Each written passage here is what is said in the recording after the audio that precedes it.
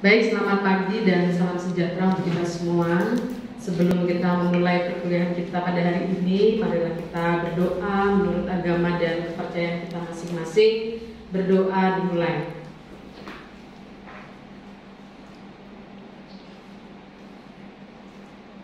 Berdoa selesai. Selamat pagi semuanya. Pagi. Ya, harapannya kalian dalam keadaan yang sehat ya pada hari ini. Puji dan syukur kita sampaikan kepada Tuhan Yang Maha Esa. Di hari Senin ini kita masih bisa bertemu dalam proses pembelajaran, yaitu mata kuliah konsep dasar keperawatan ya pada mahasiswa program studi sarjana keperawatan Stikes Intan Martapura. Hari ini kita akan membahas yaitu aplikasi perilaku caring perawat dan perbedaan perilaku caring dan juga curing ya. Kita pertama akan membahas mengenai tujuan pembelajaran ya. Tujuan pembelajaran kita pada hari ini, tujuan khususnya yaitu mahasiswa mengetahui aplikasi perilaku caring perawat dan juga perilaku caring dan perilaku curing ya. Setelah Anda mempelajari, maka nanti ada beberapa tujuan khusus yang Anda akan dapatkan. Yang pertama, mahasiswa memahami pengertian caring, mahasiswa memahami fenomena caring, mahasiswa memahami asumsi-asumsi caring, mahasiswa nanti akan memahami karatif faktor caring, mahasiswa juga akan memahami aplikasi caring dalam praktek klinik, dan juga nanti kita akan membahas ya perbedaan caring dan juga perbedaan curing ya. Nah, yang pertama kita masuk dulu di dalam pendahuluan ya aplikasi perilaku caring ini. Jadi awalnya munculnya caring ini sebenarnya dari dunia kedokteran yang konvensional ya.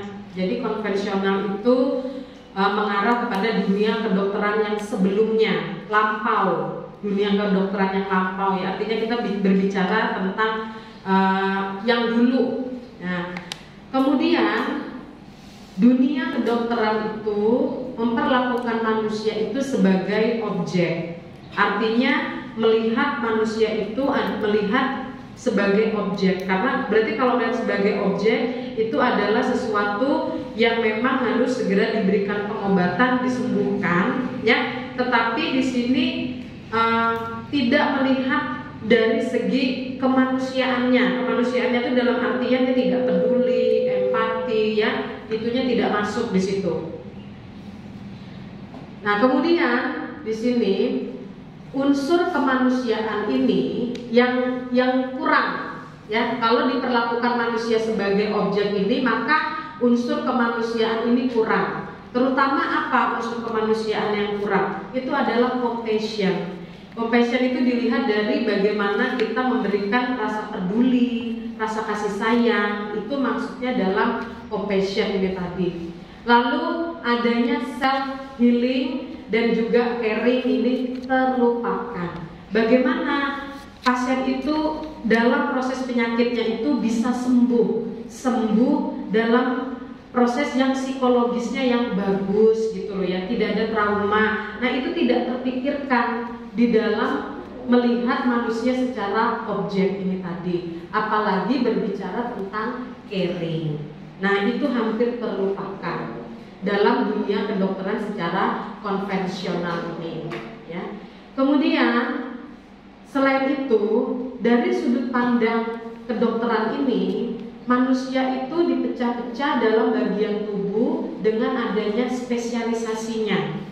Ini sampai sekarang tuh sebenarnya ada ya, seperti dokter. Dokter itu kan ada dokter spesialis paru. Dokter itu ada spesialis misalnya stroke ya, pada pasien yang dokter saraf, misalnya dokter penyakit dalam seperti itu, akhirnya menuju ke sub-sub spesialis. Nah, dengan adanya sub-sub spesialis itu, hal ini pun semakin terlupakan ya kalau bicara caringnya ini. Caring, compassion, sampai dengan self healing ini juga akan terlupakan. Nah, kemudian manusia itu tidak menyadari dirinya sebagai realitas holografis, satu bagian merupakan keseluruhan, keseluruhan merupakan satu bagian. Jadi karena sifatnya tadi yang spesialis, jadi orang dalam proses pengobatan itu, oh aku mengobati parunya saja misalnya, bagaimana parunya ini sembuh, pokoknya sembuh dari parunya, tapi ininya nggak tersentuh. Nah, compassionnya juga kurang tersentuh. Bagaimana memberikan kasih sayangnya itu nggak tersentuh pada pasien, ya. Nah, hal inilah yang akhirnya menjadi keluarnya nanti adanya teori tentang caring tadi, ya. Nah, kita coba masuk lagi. Hadirnya keperawatan dengan paradigma holistik, ya. Holistik itu artinya melihat manusia itu secara keseluruhan.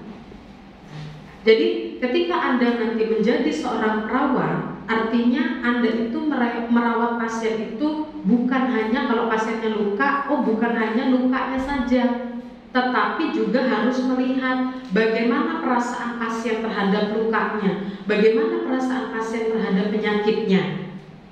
Nah, itulah pentingnya nanti awal mulanya hadirnya paradigma holistik, ya. Jadi sebelum caring muncul dulu paradigma holistik. Ketika merawat pasien itu harus bisa melihat secara keseluruhan dari pasien itu, bukan hanya fisik tetapi juga psikologis. Lalu ada faktor lainnya spiritual seperti itu, ya, secara keseluruhan harus bisa melihat, ya. Bio, psiko, sosio, spiritual itu masuk dalam paradigma holistik, melihat manusia itu secara keseluruhan, ya. Maksudnya melihat manusia dari segi bio, psiko, sosio dan juga spiritual. Kemudian Jane Watson dalam karya bukunya Philosophy of Human Caring atau Unitary Caring ini menampilkan sebuah teori, ya, teori bahwa seorang perawat itu harus memberikan caring. Nah, mengajak seluruh perawat di seluruh dunia untuk membawa paradigma unitary caring yang dituangkan dalam bentuk 10 karitas faktor atau 10 karitas proses, ya. Nah, ini teori caring ini dikeluarkan oleh Jane Watson. Jane Watson tadi memiliki 10 karitas faktor, ya. Dalam meningkatkan caring seseorang itu diperlukan pelatihan selama 6 bulan di Watson Caring Science Institute. Jadi untuk bisa caring itu aja perawat memerlukan sebuah pelatihan, ya, untuk bisa berperilaku caring. Nah, sekarang kita dalam kehidupan nanti Anda melakukan praktek klinik keperawatan, ya, itu juga nanti harus bisa memberikan caring kepada pasien, ya. Baik itu caring yang sederhana sampai nanti akhirnya caring yang bisa secara utuh Anda berikan kepada pasien. Kita lihat dari pengertian caring, ya. Caring itu adalah is an universal phenomena influence the way in which people think, feel, and behave in relation to one's others. Jadi caring itu adalah universal, perilaku yang universal. Artinya kita sebagai perawat memberikan caring ini kemana saja, mau dia anak kecil, dia sakit, sehat, itu yang dimaksud dengan universal. Fenomena itu adalah suatu peristiwa keadaan yang selalu kita harus berikan caring pada pasien, ya. Dan ini harus dikembangkan, ya. Jadi setiap orang itu harus memiliki pikiran, perasaan, dan juga perilaku. Jadi think, feel, and behave dalam melakukan relation, dalam melakukan hubungan antara satu manusia dengan manusia yang lain.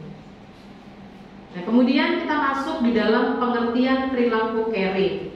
Perilaku caring merupakan suatu sikap rasa peduli, hormat, dan menghargai orang lain memberikan pengertian yang lebih kepada seseorang, dan bagaimana seseorang bertindak. Ini menurut Watson, ya. Jadi intinya ketika perawat itu berperilaku caring, dia itu artinya memiliki rasa peduli, menghormati, menghargai orang lain. Nah, jadi sebenarnya ketika kita bukan perawat pun, kita sebenarnya harus memiliki perilaku caring, ya. Nah, jadi ini merupakan bentuk dari definisi caring.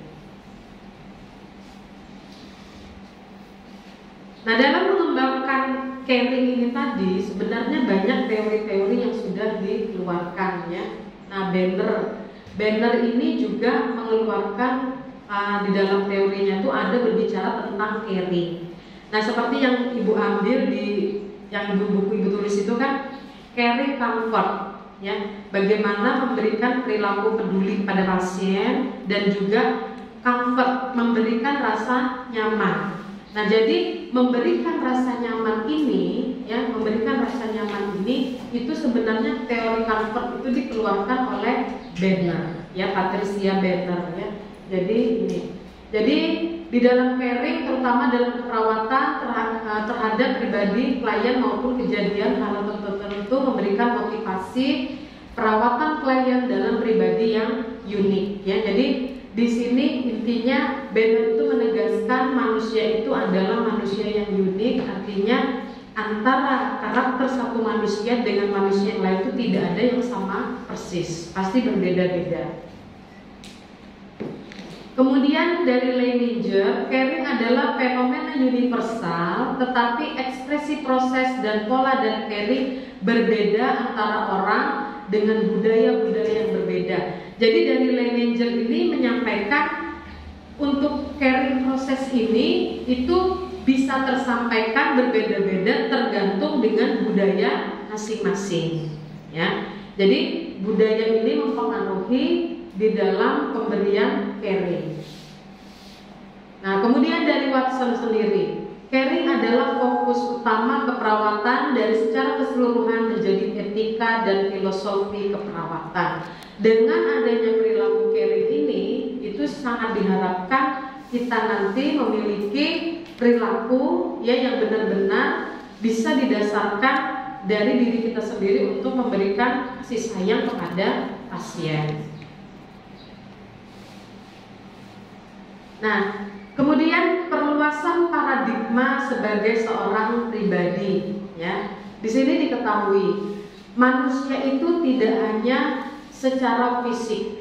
Jadi itu yang kalau kita mau memahami tentang caring ini, kita harus ada cara pandang atau paradigma kita, ya, tentang memandang seseorang. Jadi ketika Anda memandang teman Anda terutama memandang pasien, ada beberapa yang harus dipahami. Manusia itu tidak hanya secara fisik.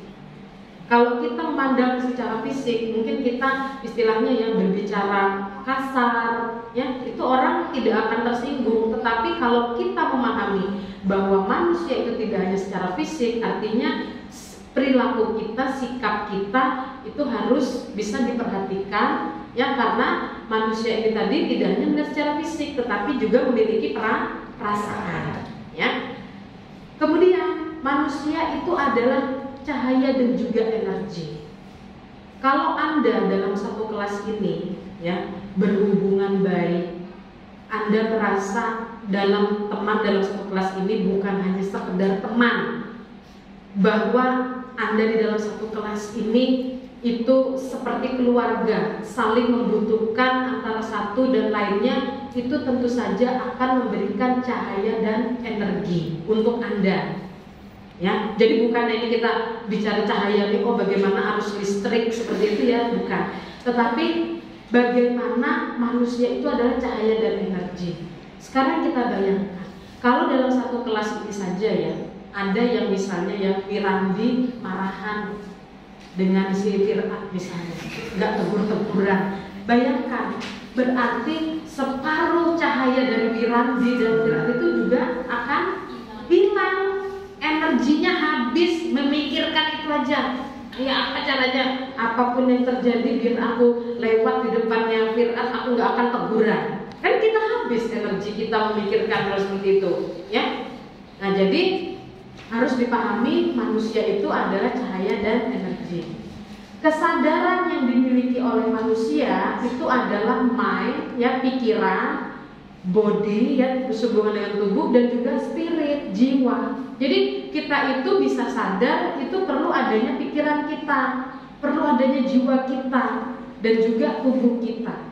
Jadi Anda itu sekarang ini, ya, banyak sekali di dunia ini orang yang dari segi tubuhnya kayak sehat, padahal belum tentu pikirannya itu sehat. Jadi kalau bicara tentang kesadaran, nah ini pikiran, spirit, jiwa Anda yang paling dalam itu juga berpengaruh, ya. Kemudian harus dipahami connectedness heart antara manusia yang satu dengan manusia yang lain itu saling berhubungan secara hati. Anda di sini sudah dari bulan September, Oktober sudah 1 bulan lebih, ya. Itu bagaimana connectednya, hubungannya? Baik dalam artian ingat nggak sudah namanya siapa? Paling tidak kalau dalam 1 bulan itu sudah paham, oh kalau yang ini sekalinya kalau kita kayak ini perajuan, oh yang ini suka tertawa, oh yang ini orangnya biar sudah di apa istilahnya tuh tetap aja dia tahan.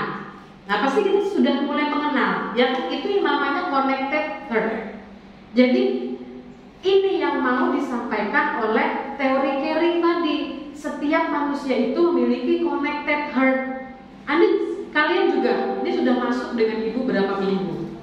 Nah, ibu kan masuk terus. Mungkin Anda juga mulai paham, oh ibu ini berarti tipenya gini, ya. Nah itu kan bisa kita lihat dari kita sering bertemu. Nah itu yang disebut dengan connected heart. Kemudian connected with source, adanya hubungan dari berbagai macam sumber, ya. Kalau nanti di rumah sakit Anda bisa berhubungan dengan pasien tentu saja karena Anda adalah perawat, ya. Kalau di kelas Anda berhubungan dengan teman-teman Anda karena Anda adalah teman satu kelas, jadi lebih paham dengan teman satu kelas. Jadi itu yang disebut dengan connected with source.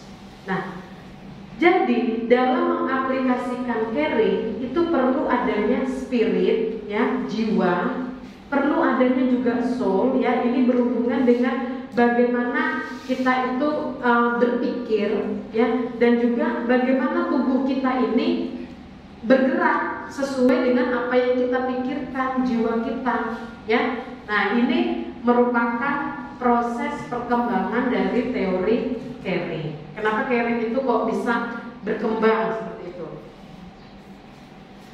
Kemudian perlu dipahami, ketika seseorang itu bisa mencapai pada tahapan caring, artinya sudah sampai pada tahapan yang namanya empati.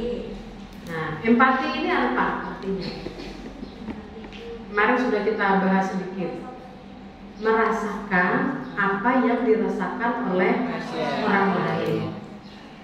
Kalau kita empati, kita tahu bahwa pasien yang datang itu dalam keadaan sakit. Paling tidak kita itu bisa merasakan kayak apa sih rasanya orang sakit, enak atau enggak. Nah, itu jatuh dalam tahapan ini. Jadi kalau masuk dalam tahapan empati ini, ya, otomatis manusia itu pasti sudah sampai pada tahap berpikir, merasakan, lalu adanya reaksi, ya, adanya reaksi. Kalau sudah sampai dalam tahapan empati. Nah, empati itu bagaimana? Empati itu pasti dari diri Anda sendiri, ya, dan bagaimana dengan orang lain. Nah, akhirnya menjadi kita untuk empati. Ini tadi. Nah, dalam melaksanakan kegiatan perilaku caring ini tadi, ya, maka sangat diperlukan adanya helping relationship. Ya, nah, helping relationship. Helping relationship ini adalah, nah, ada muncul pertanyaan, bagaimana menjalin hubungan yang saling menolong dengan pasien? Ini nanti Anda kalau di rumah sakit itu akan selalu seperti ini. Bagaimana sih kita itu bisa berhubungan dengan pasien ini, terciptanya saling tolong menolong. Pasien juga menolong kita ya terlebih lagi menolong pasien. Nah, jadi di sini harus ada, yaitu yang pertama adalah kesadaran diri. Jadi kalau kita mau sampai pada perilaku helping relationship, maka dari diri kita sendiri harus ada kesadaran diri. Nah, bagaimana cara meningkatkan kesadaran diri? Membuka diri pada orang lain. Nah, kita itu yang paling sederhana ya, mungkin Anda di kelas ini. Ada yang mungkin tertutup, ada yang orang ini mudah sekali terbuka. Jadi untuk mengembangkan perilaku caring ini, ya tentu saja kita harus membuka diri kepada orang lain. Lebih mudah menjadi orang yang terbuka, lebih mudah menjadi orang yang bisa berkomunikasi dengan orang lain. Nah, daripada harus diam sendiri ya. Kemudian menerima masukan dari orang lain.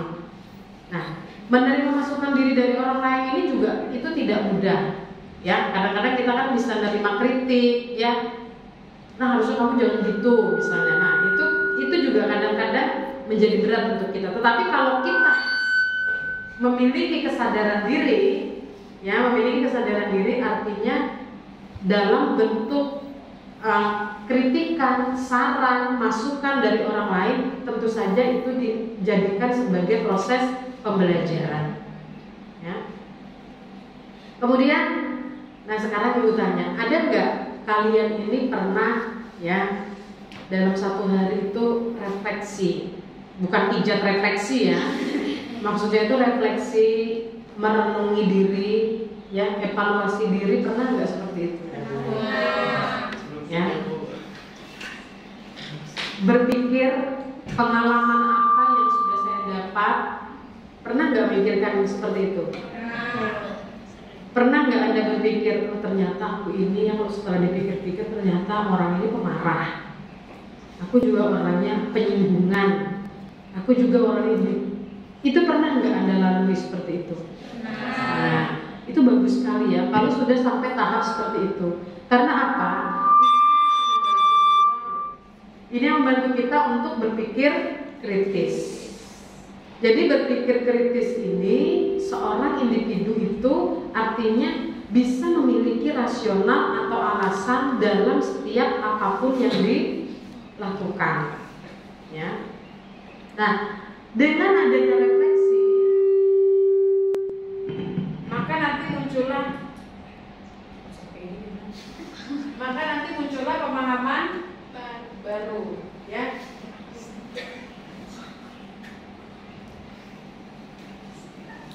Muncullah pemahaman baru ya. Nah, sekarang dengan adanya membuka kesadaran diri ini, sehingga nanti menumbuhkan caring.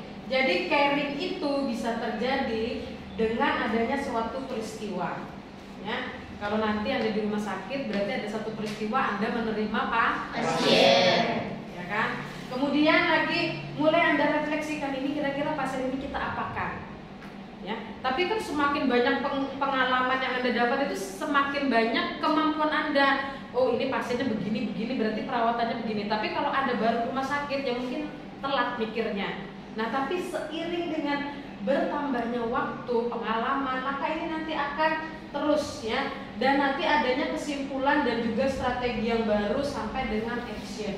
Jadi caring di dalam diri Anda ini semakin lama itu akan semakin tumbuh seperti pohon.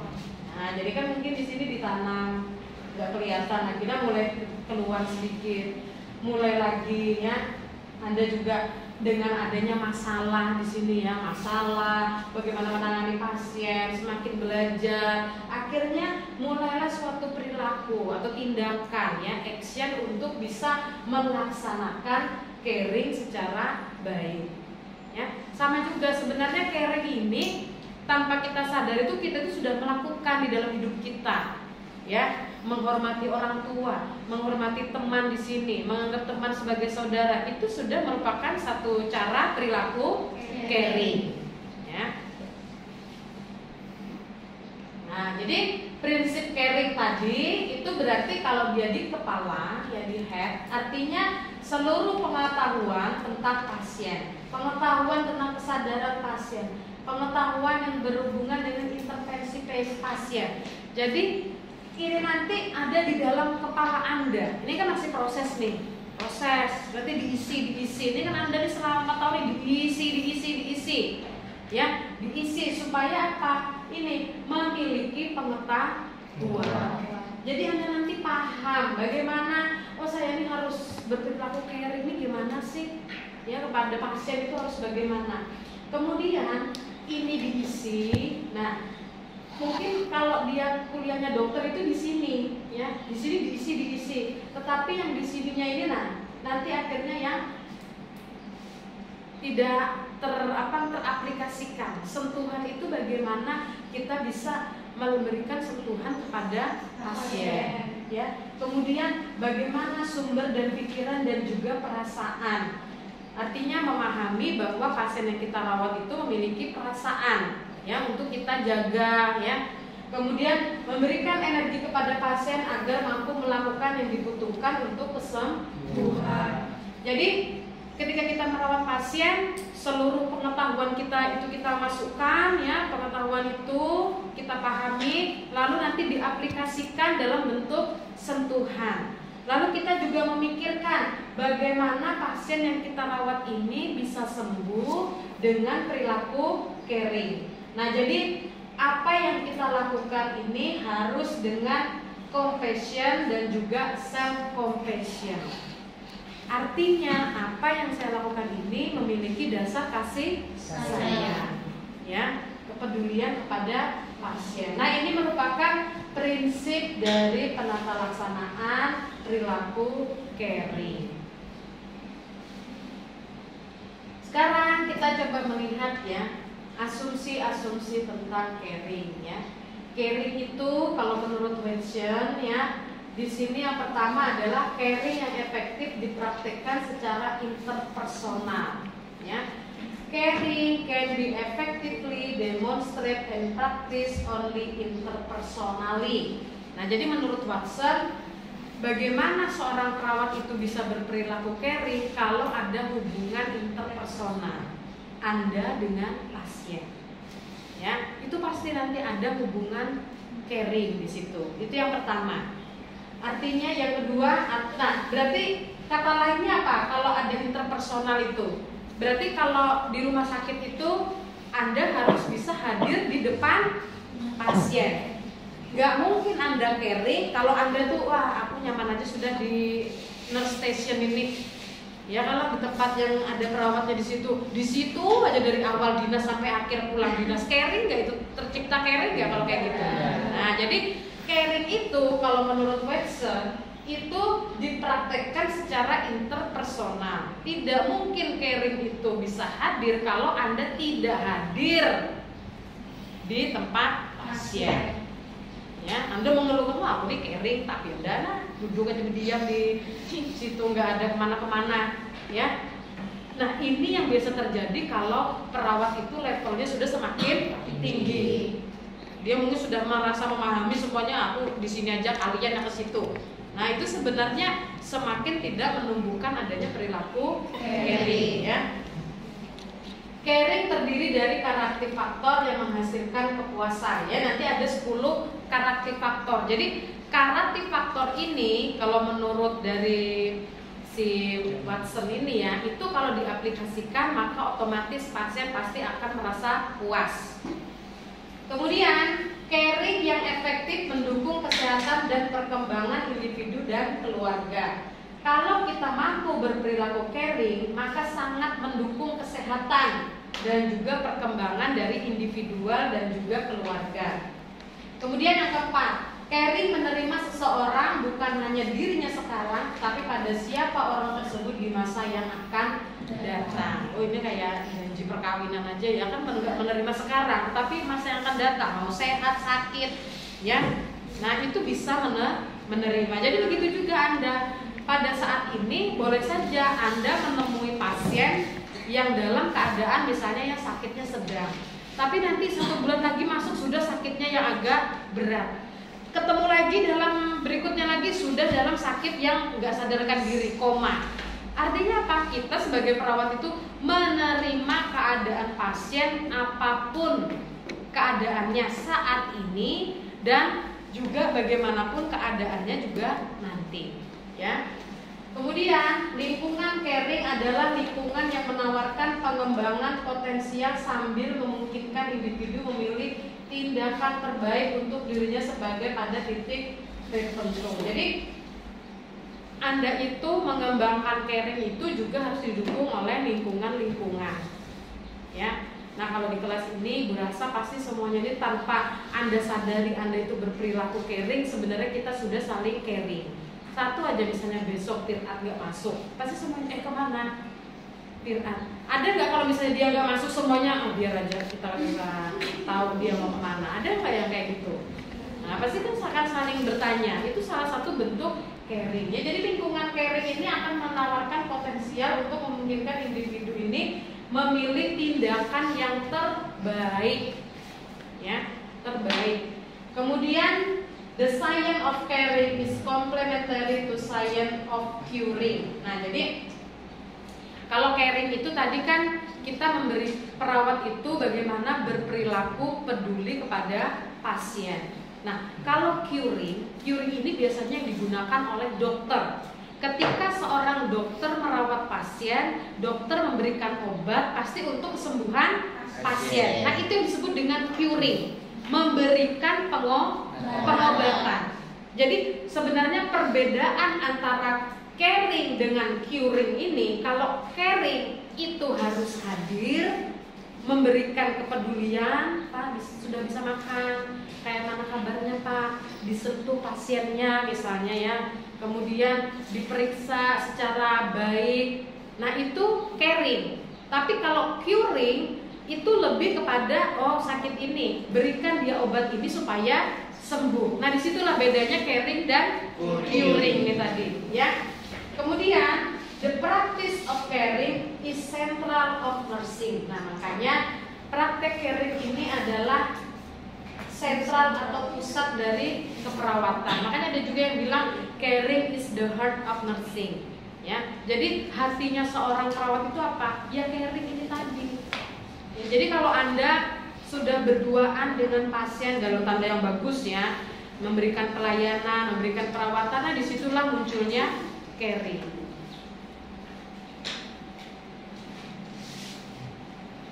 Nah, kemudian muncul lagi karakter faktor, 10 karakter faktor ya, yaitu nilai-nilai kemanusiaan dan juga altruistik ya. Jadi ada nilai-nilai kemanusiaan. Nah, altruism ini artinya nilai-nilai yang memanusiakan manusia. Ya, jadi memang melihat manusia itu sebagai manusia. Ya, artinya apa? Ya, harus dihormati, harus dihargai. Nah, itu kalau kita memanusiakan manusia. Nah, jadi Watson itu menyadari tentang itu, ya, memanusiakan manusia. Nah, jadi ya, kalau kita sudah bicara tentang teori caring ini dan banyak-banyak teori lainnya, nah itu nanti pentingnya kalau ketika Anda mengambil sebuah penelitian, ya nanti kalau skripsi itu harus ada nilai teorinya apa. Maka ketika Ibu juga mengangkat tesis Ibu, makanya Ibu mengambil 2 teori, ya, teori comfort dengan teori caring ini tadi, ya, digabungkan dalam situasi kegawat daruratan. Nah, kenapa seperti itu? Karena kadang-kadang kalau prinsip gawat darurat ini kan efektif efisien, ya, artinya pasien itu apapun caranya harus ditolong biar dia selamat. Tapi apakah perawat yang memberikan pelayanan kegawat daruratan itu memperhatikan nggak caringnya, ya, memperhatikan nggak dia memberikan rasa nyaman kepada pasien, atau bagaimana banyak ya yang sudah dirawat itu akhirnya apa? Trauma, ya, karena ketika diberikan perawatan, perawatnya seperti ini, ya, dokternya seperti ini, sehingga tidak ada caring. Kemudian yang kedua, ya, itu adalah keyakinan dan harapan. Jadi caring itu pasti ada keyakinan dan harapan di dalamnya, ya. Nah, ini yang harus ditanamkan kepada pasien. Ketika pasien itu sakit, harus diberikan keyakinan dan harapan untuk adanya kesembuhan. Kemudian juga peka pada diri sendiri dan kepada orang lain. Nah, bagaimana sih peka ini? Peka.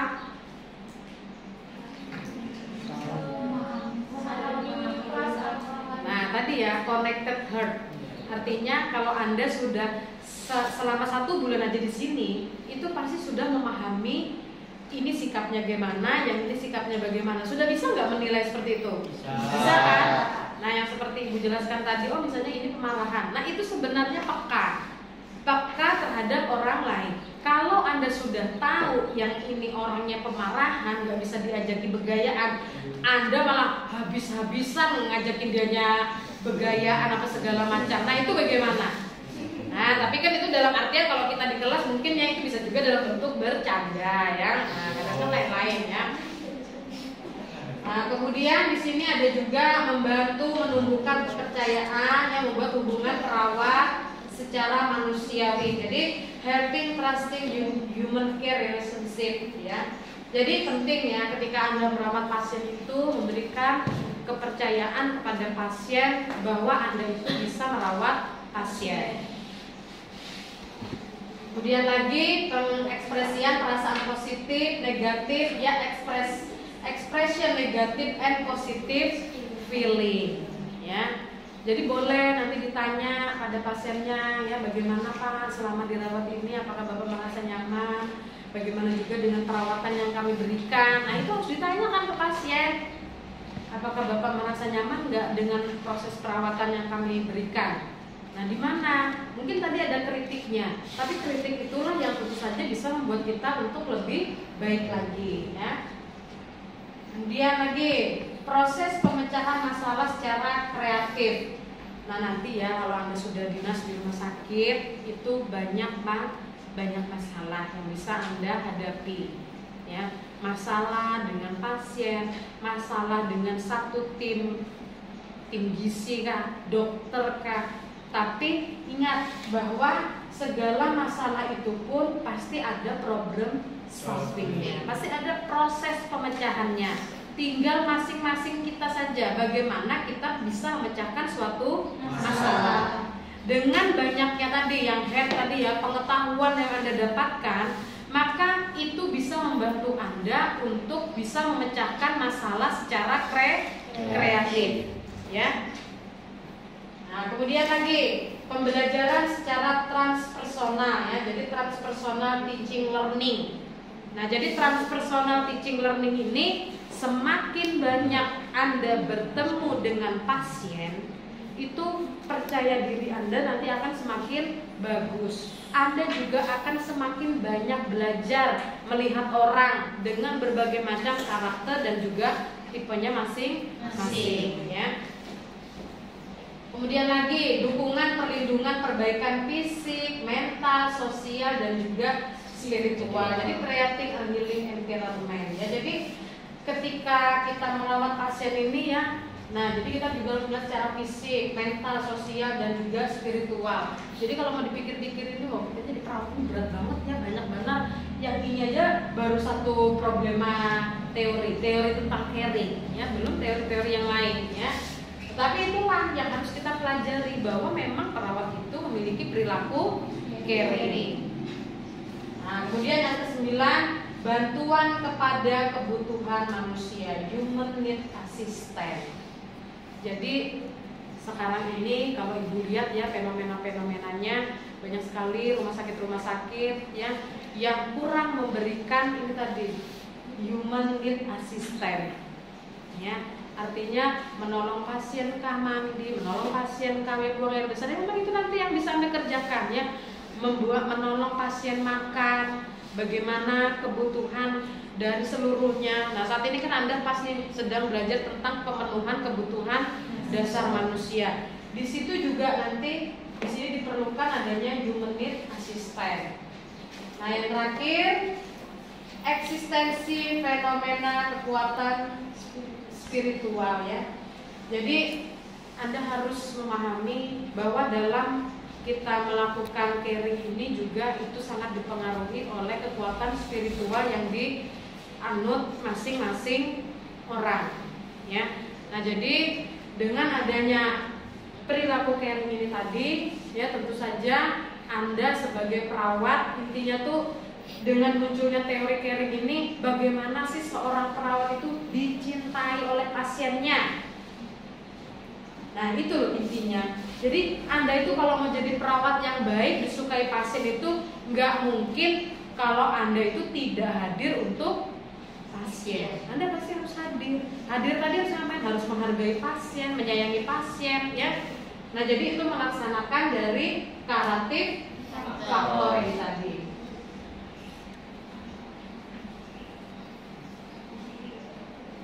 Nah sekarang kita coba lihat rahasia lingkaran kehidupannya.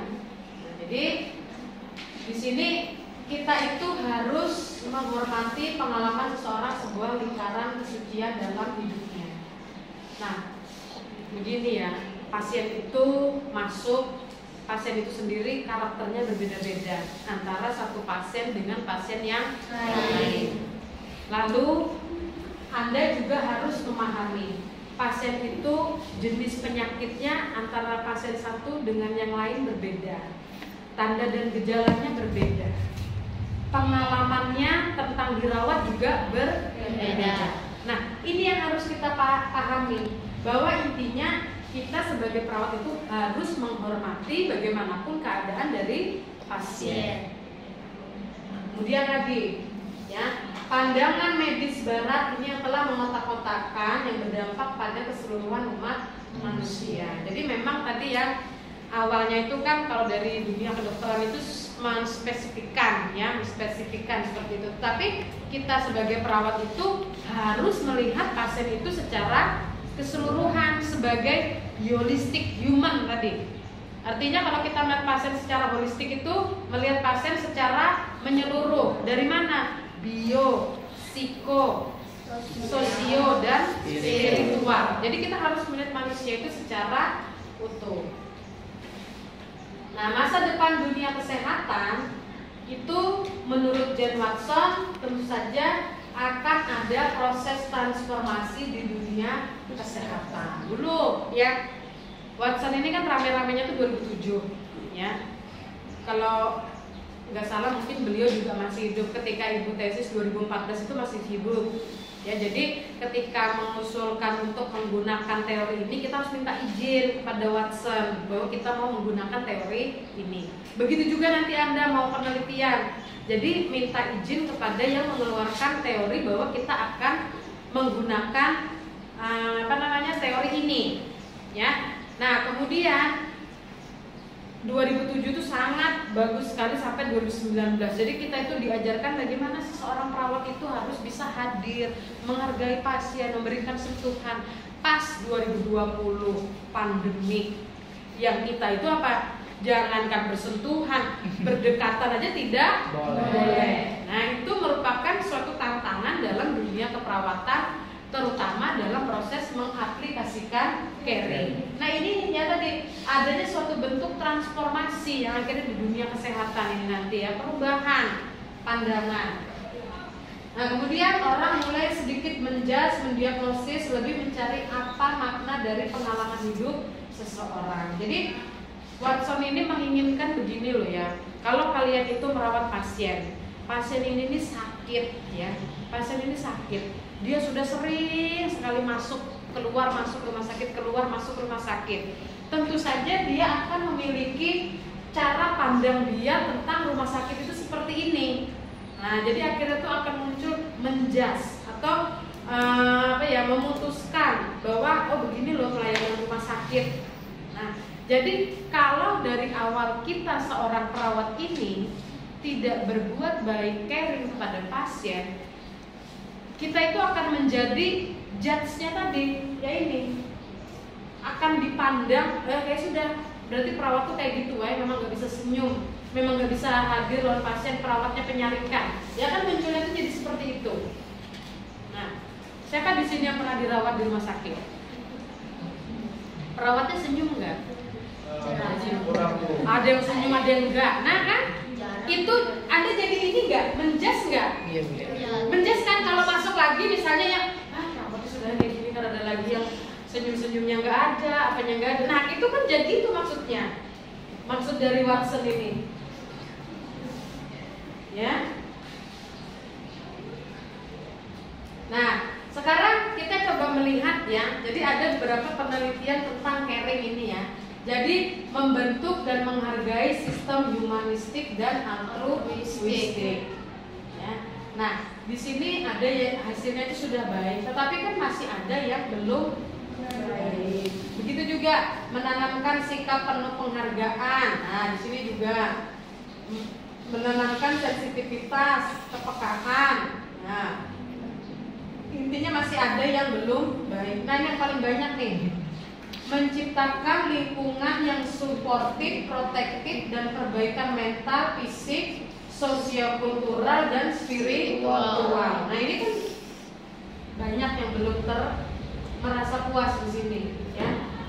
Karena ini juga berat ya. Nah, jadi seperti ini. Kemudian juga ini mengizinkan untuk terbuka pada eksistensial, fenomenologikal, dan juga dimensi spiritual caring. Nah, jadi aspek caring ini merupakan hasil penelitian ya dari pengembangan perilaku caring. Nah, ini dilakukan perilaku caring perawat dengan kepuasan pasien di ruang rawat inap. Ya. Nah, siapa tahu ini bisa menjadi dasar teori Anda nanti untuk melakukan skripsi ya menggunakan teori caring. Nah, di sini ada persepsi klien tentang caring ya. Nah, jadi di sini ada baik, cukup, kurang. Nah, ternyata kalau kita lihat ini banyak yang pada posisi cukup. Artinya ya itu tadi, caring itu sebenarnya agak kurang maksimal juga kita lakukan ya bagi seorang perawat. Nah, ini dalam perilaku caring perawat berdasarkan teori Jane Watson ya, gambaran perilaku caring perawat.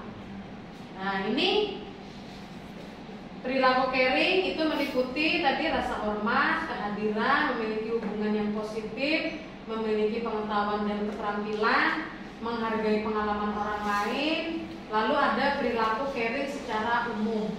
Nah, memang di sini banyak pasien yang mengatakan caring ya. Nah, kalau di total dari sini kan berarti ini sampelnya 341.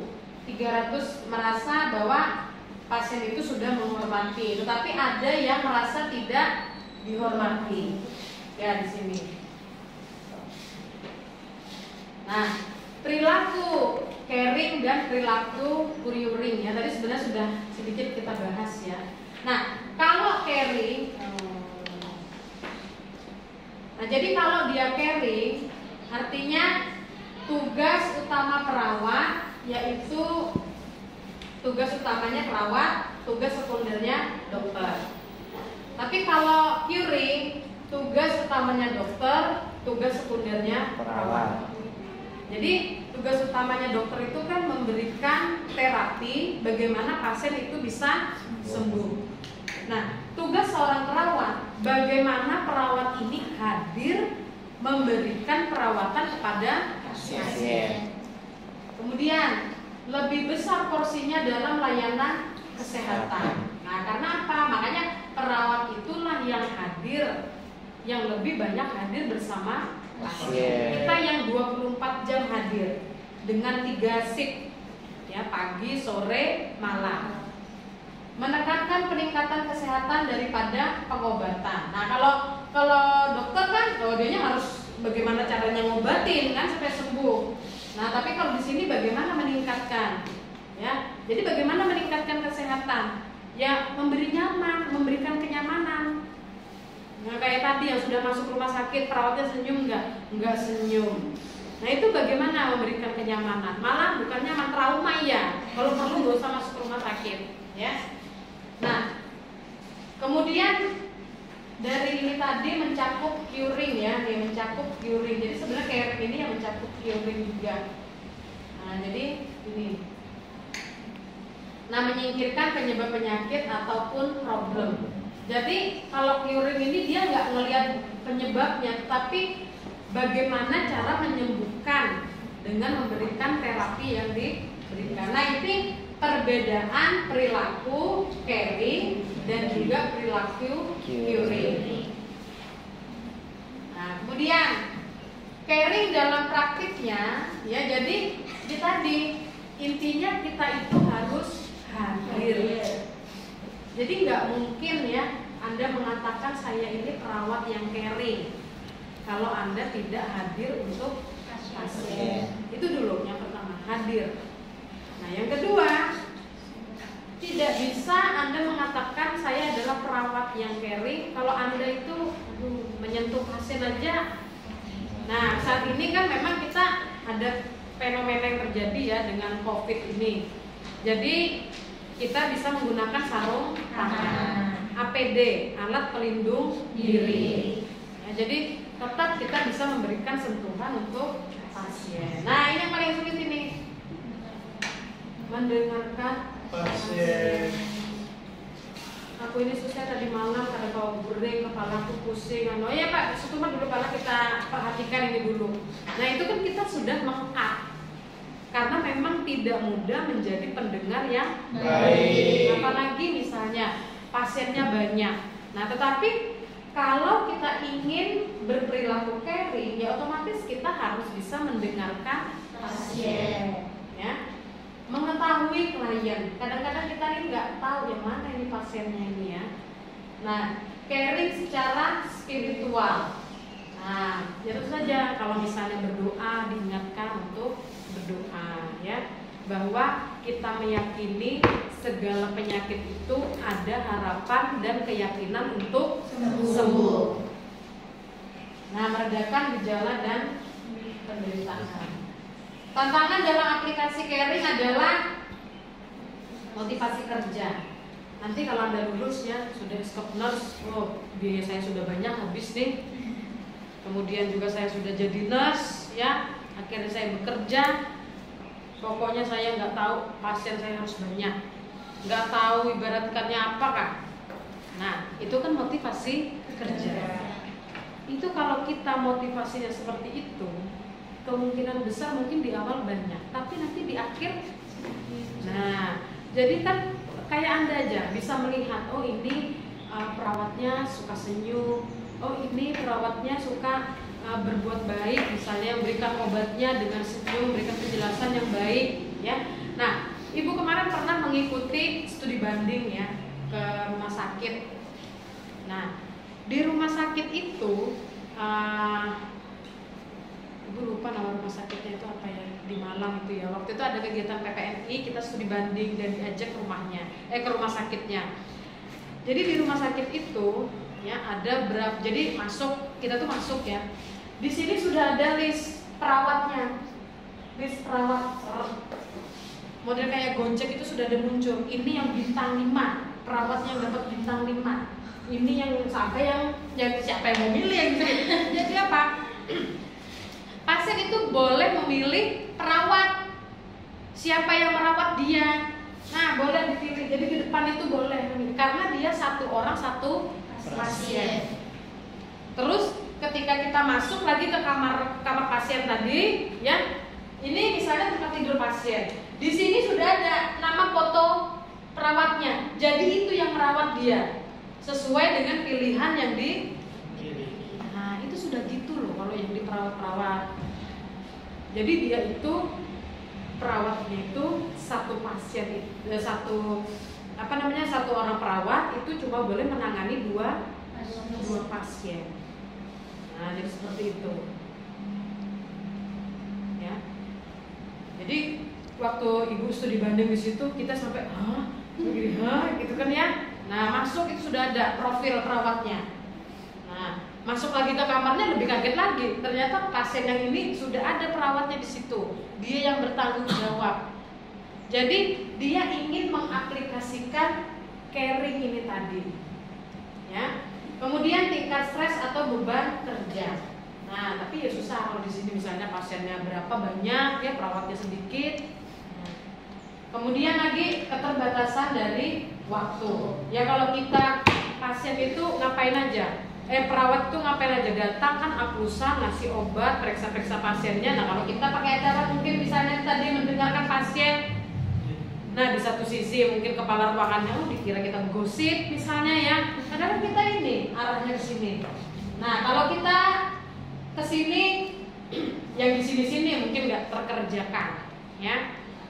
Nah, kemudian latar belakang klien, ya ini juga menjadi perhatian kita, ya mungkin ya kalau pasiennya ini dalam artian kurang mampu misalnya ya, atau apa ya, kalau misalnya apa dulu tuh yang namanya itu ya kalau di bawah tuh yang misalnya ada biaya dibiayai akhirnya dianya tuh loh, akhirnya kita tidak memberikan perhatian yang penuh. Tapi kalau misalnya pasiennya VIP, lama kita di situ nggak mau keluar. Nah, ini juga menjadi tantangan untuk aplikasi caring dan tentu saja latar belakang perawat itu sendiri. Jadi kalau dari awal Anda itu orangnya memang tertutup, ya itu akan menjadi kesulitan Anda untuk mengaplikasikan caring. Ya, jadi mumpung ini masih awal, Anda pahami yang saya akan rawat ini adalah pasien. Nah, pasien ini tadi perlu diberikan perilaku caring, ya. Oke, kemudian lagi di sini. Nah, ini kita tinggal tugas. Baik, kita sampai di sini ya. Silahkan mungkin kalau ada pertanyaan.